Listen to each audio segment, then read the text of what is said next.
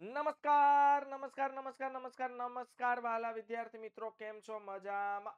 Vidyakul Gujarati commerce ચેનલમાં આપ સૌનું હાર્દિક હાર્દિક સ્વાગત છે. વિદ્યાર્થી મિત્રો, તમે ભલે ધોરણ 11 માં ભણો છો, પણ ખરેખર તમે કોમર્સનો પાયો મજબૂત કરી રહ્યા છો. અને આ પાયાને વધુ મજબૂતાઈનું પાણી છાંટવા માટે તમારી પાસે છે વિદ્યાકુલ ગુજરાતી કોમર્સ ચેનલ. વિદ્યાર્થી મિત્રો, આ વિદ્યાકુલ ગુજરાતી કોમર્સ ચેનલમાં 11મા ધોરણના BA વિષયના સૌથી પહેલા મેં તમને સેક્શન ઈ ના પ્રશ્નો, ત્યાર પછી સેક્શન ડી ના પ્રશ્નો એટલે સેક્શન ઈ એટલે 5 ગુણના પ્રશ્નો, સેક્શન ડી એટલે 3 ગુણના પ્રશ્નો, સેક્શન સી એટલે 2 ગુણના પ્રશ્નો પણ મેં તમને શનિવારે આપ્યા છે. અને બાળકો, આજે એટલે કે સન્ડે, બધા માટે સન્ડે ભલે ફંડે હોય, પણ તમારા માટે વિદ્યાર્થી મિત્રો સન્ડે ફંડે ન હોવો જોઈએ.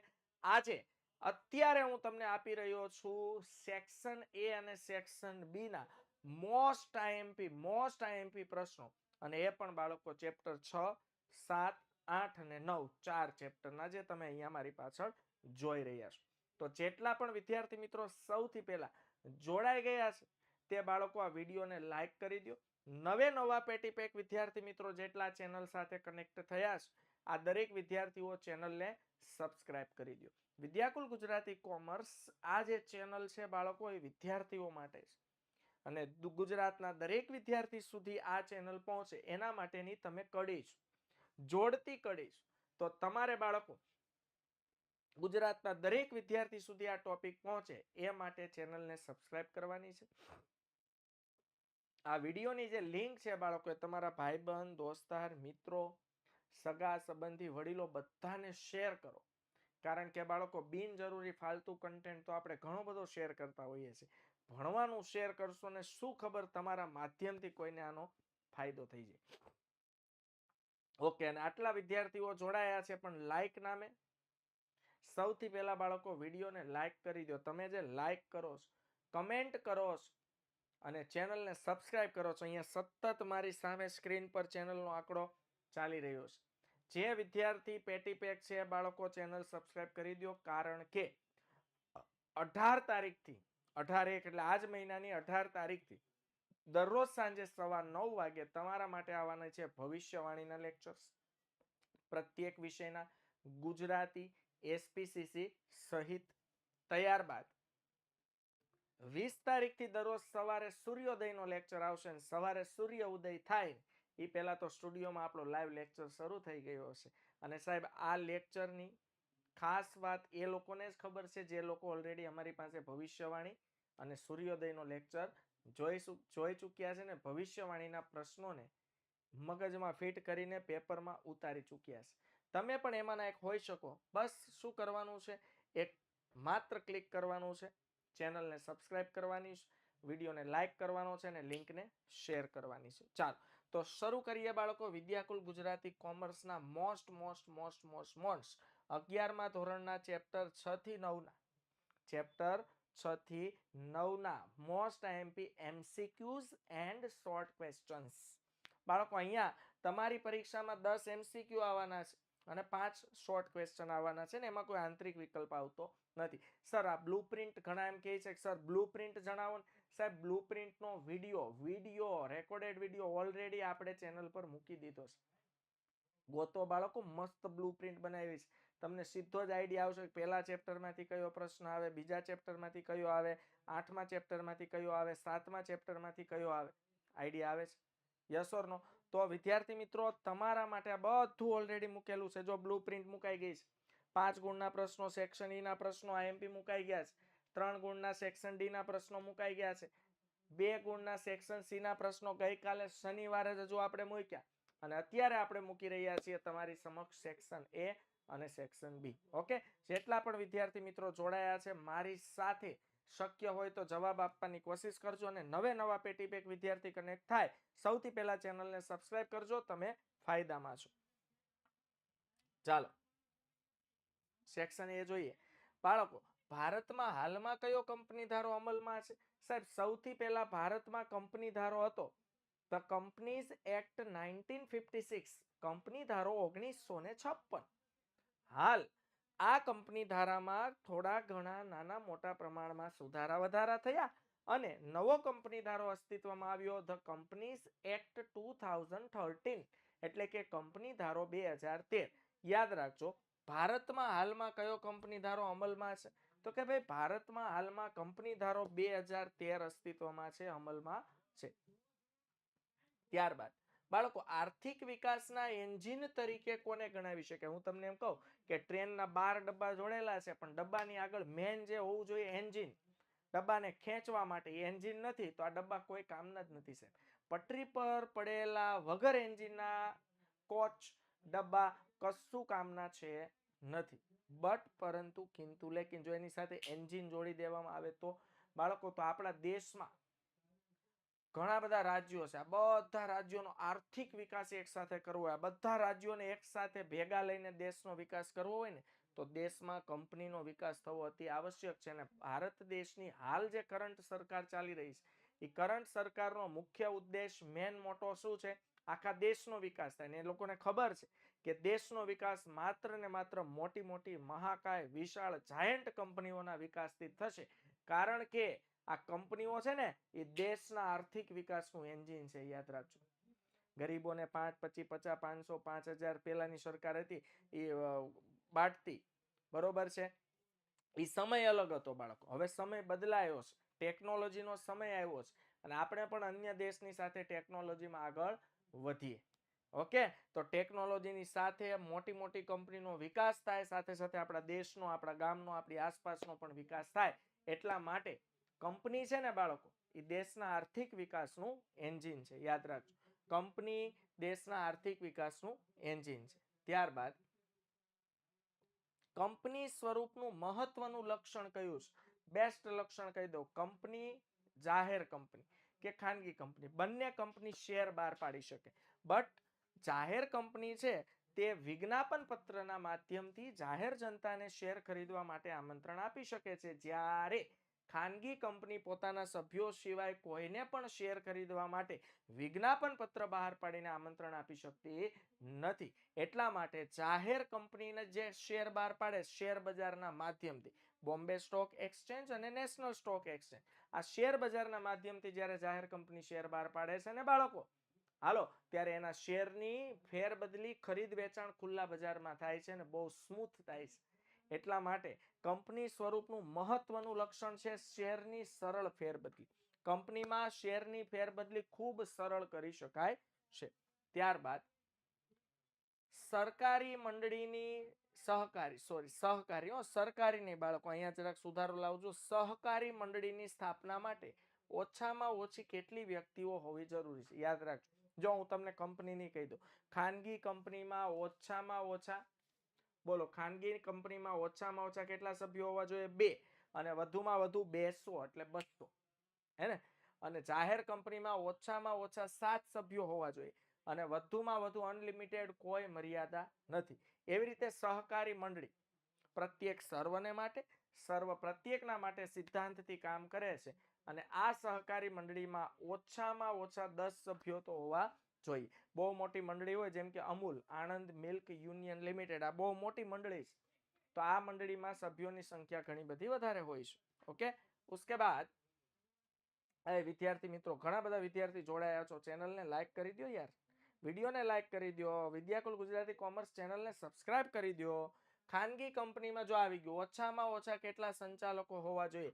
ભાઈ ખાનગી કંપનીમાં ઓછામાં ઓછા 2, કહી દો વધુમાં વધુ 200, ઓછામાં ઓછા 2, વધુમાં વધુ 200, અને જાહેર કંપનીમાં બાળકો ઓછામાં ઓછા 7, અને વધુમાં વધુ અનલિમિટેડ, કોઈ મર્યાદા નથી. ત્યારબાદ આઝાદી પછી આપણા દેશે કયા અર્થતંત્રનો સ્વીકાર કર્યો? ભાઈ 2 મુખ્ય અર્થતંત્ર હતા, મૂડીવાદી અને સમાજવાદી. તો મૂડીવાદી અર્થતંત્ર હતું ને બાળકો, અમેરિકાએ બધા મૂડીવાદી અર્થતંત્ર અપનાવ્યું. એમાં સ્વતંત્ર વેપારને બહુ પ્રાધાન્ય આપવામાં આવતું હતું, સ્વતંત્ર ધંધાને પ્રાધાન્ય આપવામાં આવતું. ભારત કે હમ ઉસ પાર ભી નહીં ઓર ઇસ પાર ભી નહીં, તો ભારતે બાળકો મિશ્ર અર્થતંત્ર અપનાવ્યું. કયું? મિશ્ર. યાદ રાખજો, ન તેરા ન મેરા, મિશ્ર અર્થતંત્ર. કયું ધંધાકીય સ્વરૂપ સૌથી જૂનું ગણાય છે? યાદ રાખજો બાળકો, ખાનગી સ્વરૂપ, સૌથી જૂનું સ્વરૂપ છે. આજથી વર્ષો પહેલા ટેકનોલોજી નામે ઝીરો હતું ને ત્યારે ખાનગી ક્ષેત્રો ચાલતા. તમે મોહેન્જો દરો મૂવી જોયું હશે, ઋતિક રોશન, બરોબર, વર્ષો પહેલાનું છે. અને મોહેન્જો દરો નગરમાં એ લોકો અલગ અલગ વસ્તુ વેચવા માટે જતા, તમને યાદ હોય તો છે. તો જે વ્યક્તિ સિંગલ રીતે પોતાના ખેતરમાં પાકેલી વસ્તુ વેચવા જાય તો એ એક પ્રકારનો ખાનગી વેપાર જ થઈ ગયો. એટલે વર્ષો પહેલા એમ કહી શકાય કે ધંધાકીય એકમનું સૌથી જૂનામાં જૂનું ઓલ્ડ ઇઝ ગોલ્ડ, અને આજે પણ સૌથી મોટા મોટું સ્વરૂપ હોય તો ખાનગી સ્વરૂપ જ છે, યાદ રાખજો. અને જૂનું ગણો કે મોટા સ્વરૂપો ગણો, વધુ માત્રાના સ્વરૂપો ગણો, ખાનગી સ્વરૂપ. સરકારી કંપનીમાં સરકારી મૂડીનું પ્રમાણ ઓછામાં ઓછું કેટલું હોય? યાદ રાખજો, સરકાર કોઈ પણ ખાનગી કંપનીના શેરમાં 51% કે તેથી વધુ હિસ્સો લઈ લે તો એ કંપની સરકારી બની જાય. એટલે સરકારી કંપનીમાં સરકારનો હિસ્સો બાળકો ઓછામાં ઓછો 51% હોવો જોઈએ. કેટલો હોવો જોઈએ? ઓછામાં ઓછો 51%. ઓકે, તો યાદ રાખજો, કોઈ પણ સમજો XYZ ખાનગી કંપની હોય, એ ખાનગી કંપનીના શેર 51% કે તેથી વધુ શેર સરકાર ખરીદી લે એટલે ખાનગી કંપનીમાંથી મટીને શું બની જાય? સરકારી કંપની. આ કહેવાય બંનેની પાર્ટનરશિપ એક પ્રકારની, પણ એમાં સૌથી વધુ પ્રભુત્વ કોનું હોય? સરકારનું, એટલે એને સરકારી કંપની કહેવાય. અને બીજો મોસ્ટ આઈએમપી કે ભાઈ સર સરકારી કંપની શેર તો ખરીદે, હું સમજો રિલાયન્સ કંપની છે, રિલાયન્સ કંપનીના 51% શેર સરકાર ખરીદી લે ને, હાલો, તો એ બની જાય સરકારી કંપની. તો એ પછી રિલાયન્સ પ્રાઇવેટ લિમિટેડ કહેવાય ને, એ સરકારી ગવર્મેન્ટ કંપની બની જાય. ડન. હવે તમને એમ થાય છે સરકાર તો ઘણી હોય, રાજ્ય સરકાર ને કેન્દ્ર સરકાર ને, એમાં ઘણા બધા વ્યક્તિઓ હોય, કેન્દ્રીય મંત્રીઓ હોય, તો આ શેર ખરીદે કોના નામે? કોકના નામથી શેર તો ખરીદવા પડે ને, હે ને? તો યાદ રાખજો બાળકો, સરકારી કંપની જ્યારે ખાનગી કંપનીના શેર ખરીદે છે ત્યારે ખાનગી કંપનીના શેર રાષ્ટ્રપતિના નામે, રાષ્ટ્રપિતા નહીં હો, રાષ્ટ્રપિતા હાલ આપણી વચ્ચે અવેલેબલ નથી, પૂજ્ય ગાંધી બાપુજી, રાષ્ટ્રપતિની વાત થાય છે. ઓકે, તો સરકારી કંપનીના શેર કોના નામે ધારણ કરવામાં આવે છે? રાષ્ટ્રપતિના નામે. એટલે જે સરકારી કંપની 51% કે તેથી વધુ શેર ખાનગી કંપનીના ખરીદી લે એ બની જાય સરકારી કંપની, રાષ્ટ્રપતિના નામથી. ઓકે, કંપનીના સાચા માલિકો કોણ છે? યાદ રાખજો, કોઈ પણ કંપનીના સાચા માલિકો છે ઇક્વિટી શેર હોલ્ડર. જિંદગી કે સાથ ભી જિંદગી કે અંત તક, એવું એનું સ્લોગન છે. હા, જ્યાં સુધી કંપની ફડચામાં ન જાય ત્યાં સુધી ઇક્વિટી શેર હોલ્ડરો પરની મૂડી ક્યારે પરત થતી નથી. એટલે કંપનીના સાચા માલિકો કોણ છે બાળકો? Equity share holder. યાદ રાખજો. ટૂંકા ગાળા માટે કાર્યશીલ મૂડી મેળવવાનું યોગ્ય પ્રાપ્તિ સ્થાન. બાળકો, ટૂંકા ગાળા માટે, અત્યંત ટૂંકા સમયગાળા માટે જ્યારે ધંધાકીય એકમમાં કાર્યશીલ મૂડીની જરૂરિયાત હોય ત્યારે શેમાંથી મળે? પ્રેફરન્સ શેરમાંથી નહીં. બોન્ડ લાંબા ગાળા માટે, નાણાકીય સંસ્થાઓ એટલે બેંકો. ટૂંકા ગાળા માટે જ્યારે જોઈતા હોય પૈસા કાર્યશીલ મૂડી તરીકે, યાદ રાખજો, વેપારી શાખ. ધંધાની શાખ, પ્રતિષ્ઠા, ઇજ્જત, વેલ્યુ, માન સન્માન, ઉધાર ખરીદી કરો ને એ ટૂંકા ગાળાની શાખ જ કહેવાય. સાહેબ તમારી માર્કેટમાં વેલ્યુ હોય તો કોક ઉધાર માલ વેચે તમને, હાલો, નહીતર તો તમને એમ કે રોકડું પેમેન્ટ કરો ભાઈ, નકર વેતા પડો, હાલો, તો હાલે જ બધી વેપારી શાખ. આપણે વેપાર લઈને બેઠા હોય તો આપણી માર્કેટમાં, બજારમાં શાખ, પ્રતિષ્ઠા, ઇજ્જત, વેલ્યુ, માન સન્માન હોય તો કોઈ વ્યક્તિ આપણને ઉધાર માલનું વેચાણ કરે. એટલે વેપારી શાખ એને કહેવાય, શાખ, પ્રતિષ્ઠા, ઇજ્જત, વેલ્યુ, માન સન્માન. ઓકે, ચાલો વિદ્યાર્થી મિત્રો, યાર ચેનલ સબસ્ક્રાઇબ થઈ જાવ. નવે નવા પેટી પેક વિદ્યાર્થીમાં દીકરા અદબ પાડીને જોવા માંડે છે, આમ નિરીક્ષણ કરતા સારું લાગે ને તો સબસ્ક્રાઇબ કરું. સાહેબ ગુજરાતની એકમાત્ર કોમર્સની ચેનલ છે, અહીંયા તમે આવશો ને એટલે તમને બધા વિષયનું કોમર્સનું સોલ્યુશન મળશે. સબસ્ક્રાઇબ કરી જ લેવાય, એમાં જોવાનું હોય જ નહીં. જુઓ, સરકાર લાંબા ગાળાની યોજનાઓ હાથ ધરવા માટે કેવી રીતે નાણાં મેળવે છે? જો યાદ રાખજો, સરકારને પૈસાની જરૂર પડે. ઘણાને એમ થાય સાહેબ સરકારને પૈસાની જરૂર પડે તો એ RBI ને કહીને પાછલા બારણે નોટું છાપી ન નાખે. છાપી ન નાખે બટાવ, નકર ફુગાવો એટલો વધી જાય ને આ 500ની નોટની વેલ્યુ ન રહે. 500ની નોટમાં પછી આમ જો આમ પાથરીને બધા ઉપર ખમણ ખાય. હા, આવું ન થાય ને. હાલો, હવે સમજ પડે છે પૈસાની વેલ્યુ ઘટવી મતલબ હું? એટલે ફુગાવો વધી જાય ને એટલે નાણાંનું મૂલ્ય ઘટી જાય, અને નાણાંનું મૂલ્ય ઘટી જાય તો આજે 10 રૂપિયામાં જે વસ્તુ મળે ને એ 500 રૂપિયામાં ન મળે. તો પછી હૈડે હુડે થાય 500 રૂપિયામાં. મેં કીધું એમ 500 રૂપિયાની નોટો આમ પાથરીને ઉપર ખમણ મૂકીને ખાય પબ્લિક. આવું ન થાય ને એટલે સરકારને પૈસાની જરૂર હોય તો એ નવી નોટો છાપી શકતી નથી. સરકારને જ્યારે લાંબા ગાળા માટે પૈસાની જરૂર પડે, સાહેબ સરકારની પૈસાની જરૂર પડે છે. માળખાગત સુવિધાઓ દેશમાં વધારવાનું કામ કોનું છે? સરકાર. જેમ કે હાલ આપણા ભારત દેશમાં ગુજરાત રાજ્યમાં મહારાષ્ટ્રથી લઈને ગુજરાત રાજ્યમાં બાળકો અમદાવાદ સુધી બુલેટ ટ્રેનનું કામ ચાલુ છે વિદ્યાર્થી મિત્રો. તો આ બુલેટ ટ્રેનમાં કરોડો અબજો રૂપિયાનો ખર્ચો થશે. હવે સરકાર આ રૂપિયા ક્યાંથી લાવશે? તો સરકાર લાંબા ગાળાના બોન્ડ બહાર પાડશે. મોટી મોટી વેપારી કંપનીઓ, અન્ય તમારી મારી જેવા જેની પાસે બહુ કરોડો રૂપિયા છે આ સરકારના બોન્ડ ખરીદશે અને સરકારને ભંડોળ પૂરું પાડશે. ના બદલામાં સરકાર વ્યાજ પૂરું પાડશે. ઓકે, ત્યારબાદ ડિબેન્ચર હોલ્ડરો કંપની માટે શું કહેવાય? યાદ રાખજો, ડિબેન્ચર હોલ્ડર એ કંપનીના લેણદારો છે ને ડિબેન્ચરના રૂપિયા એ કંપનીનું દેવું છે. ઓકે, ડિબેન્ચર હોલ્ડરો કંપનીના લેણદારો છે અને ડિબેન્ચર એ ધંધાનું દેવું છે. માલિકીના ભંડોળના સંદર્ભમાં નીચેનામાંથી કયું ભંડોળ સાચું નથી? જો ભાઈ, માલિકીના ભંડોળમાં બે જ ભંડોળ આવે, ઇક્વિટી શેર, પ્રેફરન્સ શેર. પછી એમાં અલગ અલગ પ્રકાર હોય છે, વેટ ઇક્વિટી, બોનસ શેર ની અલગ વસ્તુ છે, પણ એ બધા કહેવાય માલિકીના ભંડોળ. તો બે વસ્તુ હોય, માલિકીના ભંડોળ ને ઉછીના ભંડોળ. યાદ રાખજો, ડિબેન્ચર જે છે ને એ બાળકો ઉછીનું ભંડોળ છે. કેવું?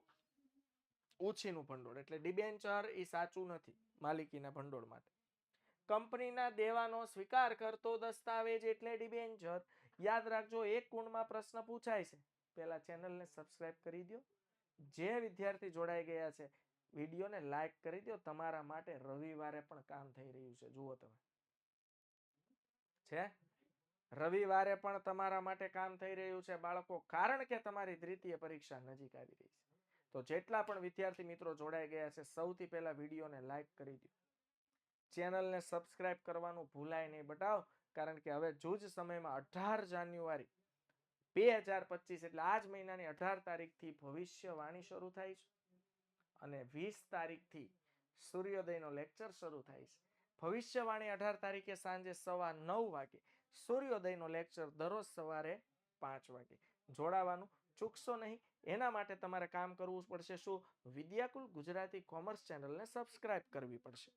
ચાલો, ગ્રાહકો એક માર્ક્સમાં પ્રશ્ન પૂછ્યો, ડિબેન્ચર એટલે શું? તો એનો જવાબ આવે કંપનીના દેવાનો સ્વીકાર કરતો દસ્તાવેજ એટલે ડિબેન્ચર. ગ્રાહકો સાથે પ્રત્યક્ષ સંપર્ક ધરાવતો વેપારી એટલે, ભાઈ ગ્રાહકો સાથે સીધો સંપર્ક ધરાવતો હોય ને એને કહેવાય છૂટક વેપારી. યાદ રાખજો, છૂટક વેપારીનો પરનારો સીધો ગ્રાહકો સાથે જ હોય, કારણ કે ગ્રાહકો વસ્તુ ખરીદવા છૂટક વેપારી પાસે જાય. જથ્થાબંધ મોટા ગોડાઉનમાં કે સીધો કંપનીમાં ગ્રાહક નથી જતો. તમારે બાલાજી વેફર ખાવી હોય, તમે બાલાજીની રાજકોટ ફેક્ટરી છે કાલાવડ રોડ પર, ત્યાં જાવ છો તમે ખાવા માટે, ખરીદવા માટે? નહીં. હાલો, કાંઈ વાંધો નહીં. બાલાજી એ સમજો સુરતમાં ઉત્તર સુરત, દક્ષિણ સુરત, પૂર્વ સુરત ને પશ્ચિમ સુરત 4 એરિયામાં એજન્સી આપી છે. તો તમે આ એજન્સીએ બાલાજીના પડીકા લેવા જાવ 10 રૂપિયાના પડીકા? નહીં. તો એજન્સી વાળા શું કરશે? નાની નાની દુકાને પહોંચાડશે. દુકાની છૂટક વેપારી છે, બેકરી છૂટક વેપારી, ત્યાં જઈને તમે 10 નું પેકેટ ખરીદી લેશો. માલ વિતરણના માર્ગમાં પ્રથમ મધ્યસ્થી કોણ છે? બોલો, માલ વિતરણના માર્ગમાં પ્રથમ મધ્યસ્થી છે જથ્થાબંધ વેપારી. યાદ રાખજો, સૌથી પહેલા આવે જથ્થાબંધ વેપારી, ત્યાર પછી આવે છૂટક વેપારી અને ત્યાર પછી ગ્રાહકો. સૌથી પહેલા ઉત્પાદક પાસેથી માલ જાય જથ્થાબંધ વેપારી પાસે, આખી સાયકલ છે. જથ્થાબંધ વેપારી પાસેથી છૂટક વેપારી, છૂટક વેપારી પાસેથી ગ્રાહકો પાસે. એક જ સ્થળે વિવિધ પ્રકારની વસ્તુઓ મળે તેને કયા પ્રકારની દુકાન કહે છે? તો એક જ જગ્યાએ બધી જુદી જુદી વસ્તુ મળી જાય એને કહેવાય બાળકો શોપિંગ મોલ. શું કહેવાય? Shopping mall. ફ્રેન્ચ ફ્રાઈઝ એટલે શું? સર મેકડોનાલ્ડમાં જઈએ અને બર્ગરની સાથે ફ્રેન્ચ ફ્રાઈઝ મગાવીએ અને એમાં પેરી પેરી નાખીને મસ્ત મસ્ત મિક્સ કરીને હલા ખાઈએ, એને ફ્રેન્ચ ફ્રાઈઝ કહેવાય. હા, એને જ ફ્રેન્ચ, હું એ જ કહું છું, ફ્રેન્ચ ફ્રાઈઝ એને જ કહેવાય. હાલો, હા, લાઈક કરી દો, લાઈક કરી દો, લાઈક કરી દો, લાઈક કરી દો. વિદ્યાકુલ ગુજરાતી કોમર્સ ચેનલને સબસ્ક્રાઇબ કરી દો. અહીંયા વાત થાય છે ફ્રેન્ચાઇઝ, ફ્રેન્ચ ફ્રાઈઝની નહીં. અને આ ફ્રેન્ચી નથી હો, હા ધ્યાન રાખજો. હા, બરોબર ને બાળક? તો ફ્રેન્ચ ફ્રાઈઝની વાત નથી થતી, ફ્રેન્ચાઇઝની વાત થઈ રહી છે. ફ્રેન્ચ ફ્રાઈઝ આજે સન્ડે છે ને, સાંજે ખાજો, કાંઈ વાંધો નહીં. અત્યારે લેક્ચરમાં ધ્યાન દો. પેરી પેરી નાખીને એક ને 2 પેકેટ પેરી પેરી નાખજો, પછી ભલે હા મોઢામાં ધુવાડા નીકળતા હોય હે ને. સારું, ચાલો. તો ફ્રેન્ચાઇઝ એટલે શું? તો ટપાલ દ્વારા વેચાણ કરતી દુકાન. નો, નેવર, કદાપી નહીં. એક જ સ્થળે વિવિધ વસ્તુઓનું વેચાણ કરતી દુકાન. હટ, ચલ, બી નો આવે. હાલો, સી. જુદા જુદા સ્થળે એક જ વસ્તુનું વેચાણ. અચ્છા, જુદા જુદા સ્થળે એક જ વસ્તુનું વેચાણ કર. નહીં નહીં નહીં, નથી. વાત અજમ નથી થતી. આ જોજો, મૂળ કંપની પાસેથી ટ્રેડમાર્ક કે બ્રાન્ડનો ઉપયોગ કરવાની છૂટ મેળવી વેચાણ કરતી દુકાનો. Yes, D. શું કામ? મેકડોનાલ્ડ છે ને સાહેબ, એ આપણી ભારતની કંપની છે જ નહીં, પણ ઇન્ડિયામાં જેને મેકડોનાલ્ડની શરૂઆત કરવી અને એની પાસેથી લોગો, એની બ્રાન્ડ, પ્રોડક્ટ, ટ્રેડમાર્ક બધું એનું ખરીદવું પડે, અને કેને એવા જ બર્ગર બનાવવા પડે. જરાય આમ તેમ નો હાલે. હાલો હાલો, સમજ પડે છે ને? ફ્રેન્ચાઇઝ.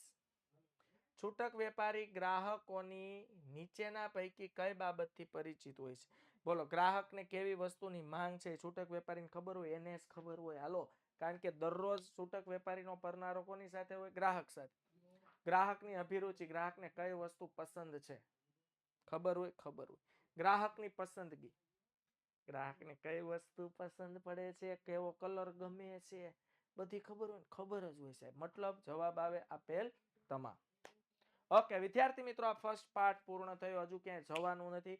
ઓકે, હા, પાણી બાણી પીવું હોય તો પી લ્યો, પણ અને પાણી પીવાની સાથે સાથે આમ જો વિડીયોની લિંકને શેર કરી દો. પાણી પીને પાછા આવી જાવ. હજુ આપણે શોર્ટ ક્વેશ્ચન તરફ આગળ વધી ગયા. અને લાઈક કરી દો સાહેબ, તમારા માટે રવિવારે પણ બેસ્ટ કામ થઈ રહ્યું છે. નવે નવા પેટી પેક વિદ્યાર્થી હોય તો વિદ્યાકુલ ગુજરાતી કોમર્સ ચેનલને સબસ્ક્રાઇબ કરી દો. હાલો, શોર્ટ ક્વેશ્ચન. એક વ્યક્તિની કંપની, એને કહેવાય ઓપીસી, વન પર્સન કંપની. બાળકો, એક વ્યક્તિની કંપની એટલે શું? એક વ્યક્તિની કંપની હતી જ નહીં સાહેબ, અસ્તિત્વમાં જ નહોતી. 1956 ના ધારામાં દૂર દૂર સુધી ઉલ્લેખ નહોતો, પણ કંપની ધારો 2013 અસ્તિત્વમાં આવ્યો ત્યારે એક વ્યક્તિની કંપનીની જોગવાઈ કરવામાં આવી. એટલે કે કોઈ એકલો વ્યક્તિ, સિંગલ વન મેન આર્મી, હાલો, એકલો વ્યક્તિ પણ કંપની, ખાનગી કંપનીની સ્થાપના કરી શકે છે. એને કહેવાય ઓપીસી, એક વ્યક્તિની કંપની. અને એક વ્યક્તિની કંપની ખાનગી કંપની જો, યાદ રાખજો, પ્રાઇવેટ લિમિટેડ. એકલો વ્યક્તિ જાહેર કંપની સ્થાપી શકતો નથી. ઓકે, તો જે વ્યક્તિની કંપની એટલે એવી ખાનગી કંપની કે જેમાં એક જ વ્યક્તિ સભ્ય તરીકે હોય, માલિક એકલો જ હોય, અને નામ હોય પ્રાઇવેટ લિમિટેડ કંપની. નંબર 22, બેબીનું અરે સોરી બાળકો, બેબી નહીં હો, હા બેબી નહીં, SEBI, securities exchange board of India એનું ફૂલ ફોર્મ છે. સેબીનું પૂરું નામ, હા ઘણા લખે માં દીકરા, બેબીનું પૂરું નામ. બેબીના દીકરાઓ સેબીમાં ધ્યાન દો ત્યારે હા ભવિષ્યમાં કંઈક મેળ પડશે. જુઓ, securities and exchange board of India. સહકારી મંડળીમાં સભ્ય દીઠ એક મત એટલે શું? સાહેબ, સહકારી મંડળી હોય, સહકારી મંડળી, હે, આ સહકારી જ લખ્યું છે, સરકારી નથી. સહકારીમાં જ હોય. સહકારી મંડળીમાં સભ્ય દીઠ મતાધિકાર હોય, અને કંપની જે હોય, કંપની એમાં શેર દીઠ મતાધિકાર હોય. સભ્ય દીઠ મતાધિકાર એટલે મંડળીના મારી પાસે 1000 સભ્યો હોય તો હું એક જ મત આપી શકું, અને મંડળીના મારા ભાઈબંધ પાસે 5000 મત હોય તો એ વોટ તો એક જ આપી શકે. એટલે સહકારી મંડળીના સભ્યોની જ્યારે નિમણૂક કરવાની હોય, ચૂંટણી કરવાની હોય, ત્યારે આપણે એના શેર લીધા હોય ને તો આપણને ખરી વોટ આપવા માટે બોલાવે. તો આપણી પાસે 5000 શેર હોય તો એ વોટ તો એક જ હોય. હો ભાઈ, હા, કંપનીમાં એવું નથી. કંપનીમાં જેની પાસે વધુ શેર હોય ને એ મજબૂત માણસ કહેવાય. એનો વોટ બહુ માન્ય, એને ભાઈ સાહેબ બાપુ કરીને બોલાવે બધા. તો જો અહીંયા લખ્યું છે, સભ્ય મંડળીમાં ગમે તેટલા શેર ધારણ કરતો હોય છતાં તે એક જ મત આપી શકે છે. ત્યારબાદ, જાહેર કંપનીએ નિયમન પત્ર તૈયાર ન કર્યું હોય તો શું થાય? યાદ રાખજો, જાહેર કંપનીએ નિયમન પત્ર તૈયાર ન કર્યું હોય તો કંપની ધારાના પરિશિષ્ટ 1 માં દર્શાવેલ નમૂનાનું નિયમન પત્ર ટેબલ એ ની જોગવાઈઓ આપોઆપ લાગુ પડી જાય. જે કંપની નિયમન પત્ર તૈયાર નથી કરતી એના માટે ટેબલ એની જોગવાઈ ઓટોમેટિક લાગુ પડે એવું કંપની ધારામાં લખેલું છે. લઘુત્તમ ભરણું યાદ રાખજો, લઘુત્તમ ભરણું 90% હોવું જોઈએ. જે કંપની પહેલી વખત શેર બહાર પાડે છે, આપણે બોલીએ ને IPO ઇનિશિયલ પબ્લિક ઓફર, તો જે કંપની સૌ પ્રથમ પહેલી વખત શેર બહાર પાડે છે, યાદ રાખજો, જે કંપની પહેલી વખત શેર બહાર પાડે છે એ કંપનીના શેર જ્યારે બહાર પાડે ને ત્યારે 90% ભરણું ભરાઈ જવું જોઈએ. જો 90% ભરણું ન ભરાય તો કંપનીએ શેર બહાર પાડવાની પોતાની પ્રોસેસ હકેલી લેવાની, બહાર પાડી શકે નહીં. પણ માર્કેટમાં એવું બનતું નથી, કારણ કે રિયલ લાઈફમાં બાંહેધરી દલાલો છે. એટલે જેટલા શેર કંપનીના કોઈ ન ખરીદે એ કોણ ખરીદી લેશે? બાંહેધરી દલાલો. તો જો કંપનીને ધંધો શરૂ કરવા માટે જોઈતી ઓછામાં ઓછી મૂડીને લઘુત્તમ ભરણું કહે છે. આ રકમ વિજ્ઞાપન પત્ર બહાર પાડ્યાના 30 દિવસમાં મળી જવું જોઈએ. હાલો, હા, વિજ્ઞાપન પત્ર બહાર પાડ્યું હોય તે 30 દિવસમાં 90% રકમ ભરાઈ જવી જોઈએ. જાહેર ક્ષેત્રના 3 સ્વરૂપના નામ આપો. ખાતાકીય સંચાલન, જાહેર નિગમ અને સરકારી મંડળી. આ 3 સરકારી કંપની, 3 જાહેર ક્ષેત્રના સ્વરૂપ છે, યાદ રાખજો. ખાતાકીય સંચાલન, જાહેર નિગમ અને સરકારી કંપની. સંયુક્ત સાહસ શરૂ કરવાનો હેતુ શું હોઈ શકે? સંયુક્ત સાહસ શરૂ કરવાનો હેતુ ધંધાના વિસ્તરણ. સંયુક્ત સાહસ જેમ કે વોડાફોન અને આઈડિયા, એનો હેતુ શું હતો? કે ભેગા થઈ જાય નકર જીઓ વાળા ખાઈ જાય બેયને, એટલે બે ભેગા થઈ ગયા એટલે જીઓ વાળા એને ખાઈ શકતા નથી. સાહેબ, વોડાફોન ને આઈડિયા જો મર્જ ન થયા હોત, સંયુક્ત અમાલગમેશન એને કહેવાય, હે ને, એ બે કંપની ભેગી ન થઈ હોત તો જીઓ વાળા બેયને 1 by 1 ખાઈ જાત, મતલબ કોમ્પિટિશનમાં હરાવી દેત અને આ બેયને માર્કેટમાંથી ફેંકાઈ જવું પડે. તો જ્યારે ધંધાનો વિસ્તરણ એટલે વિસ્તાર વધારવો હોય, નવી પેદાશોનો વિકાસ કરવો હોય અને નવા બજારમાં ટકી રહેવું હોય, ત્યારે બાળકો સંયુક્ત સાહસ, બે કંપનીઓ ભેગી થાય એટલે વોડાફોન ને આઈડિયા ભેગી બની અને VI બની ગઈ. 1991 પહેલા ભારતમાં વૈશ્વિક સાહસોનો પ્રવેશ કેવો હતો? 1991 પહેલા, 1991માં 3 નીતિ આવી: ઉદારીકરણ, ખાનગીકરણ ને વૈશ્વિકીકરણ. એટલા માટે વૈશ્વિક સાહસોનો, વૈશ્વિક એટલે વિશ્વના સાહસો, વિશ્વની કંપનીઓ ભારતમાં આવી. બાકી 1991 પહેલા જો મંદ ગતિ, હા, કોઈ ધંધો કરવા તૈયાર નહોતું ભારતમાં, રેસ્ટ્રિક્શન જ એટલા હતા સાહેબ. બહુરાષ્ટ્રીય સાહસ, જેને આપણે કહીએ છીએ MNC, મલ્ટીનેશનલ કંપની.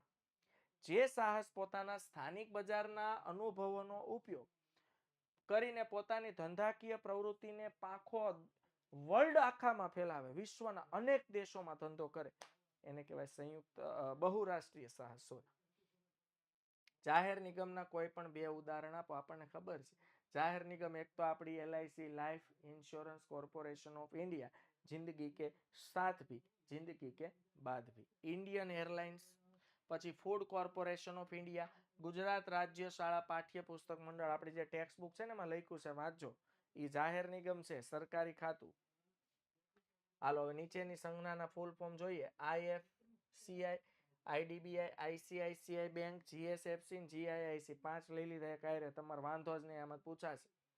પેલા લાઈક કરી દો, ભૂલાઈ જાય વારે વારે કહેતા. કા આ ભણાવવામાં ધ્યાન વયું જાય ને તો આંકડા, સબસ્ક્રાઈબરના આંકડા હજી એટલા બધા ખાસ વધ્યા નથી. નવા વિદ્યાર્થીઓ સૌથી પહેલા ચેનલને સબસ્ક્રાઇબ કરી દો બાળકો. IFCI, industrial finance corporation of India. ત્યાર પછી IDBI નું પૂરું નામ છે industrial development bank of India. Industrial development bank of India. IDBI નું કામ શું ખબર? ઇન્ડસ્ટ્રીનો વિકાસ થાય એ માટે ઇન્ડસ્ટ્રીને લોન આપવાનું કામ કરે છે. જો અહીંયા લખ્યું છે subscribe Vidyakul Gujarati commerce channel. ICICI, industrial credit and investment corporation of India.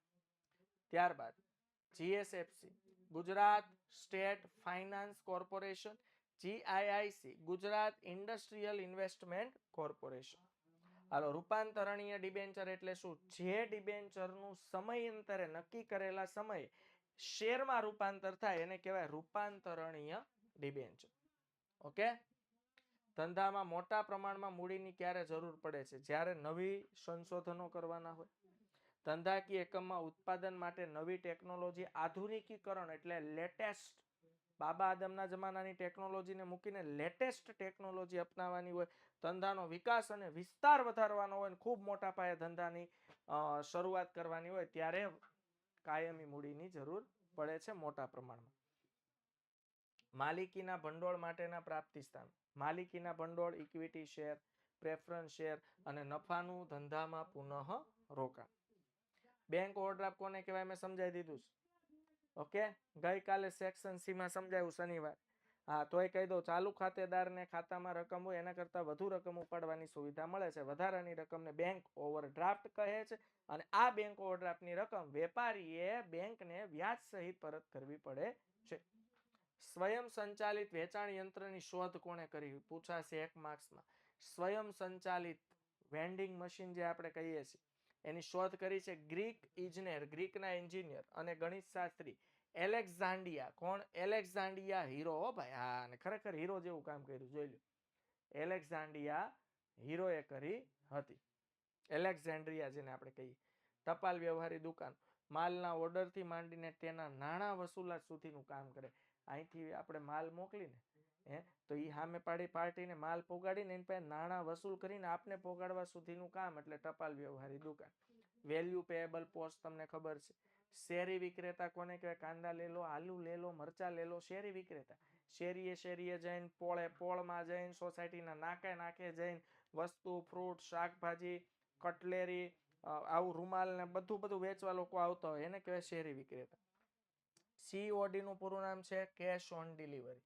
Okay, અને આનું પૂરું નામ છે બાળકો subscribe Vidyakul Gujarati commerce channel. બાળકો, રવિવાર છે, તમારા માટે પ્રયત્નો થઈ રહ્યા છે. તમે અહીંયા છેલ્લે સુધી સાથ આપ્યો એના બદલ તમારો આભાર. પણ બાળકો, હજુ લાંબા સમયનો સાથ તમારો જોઈએ છે.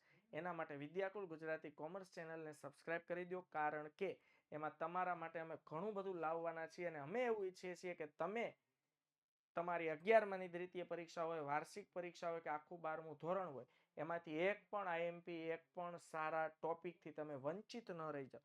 એ માટે તમને સજેશન કરીએ છીએ કે સબસ્ક્રાઇબ કરો વિદ્યાકુલ ગુજરાતી કોમર્સ ચેનલ. વિડીયોને લાઈક કરજો, શેર કરજો. આવજો, બાય બાય, ટેક કેર, જય હિન્દ.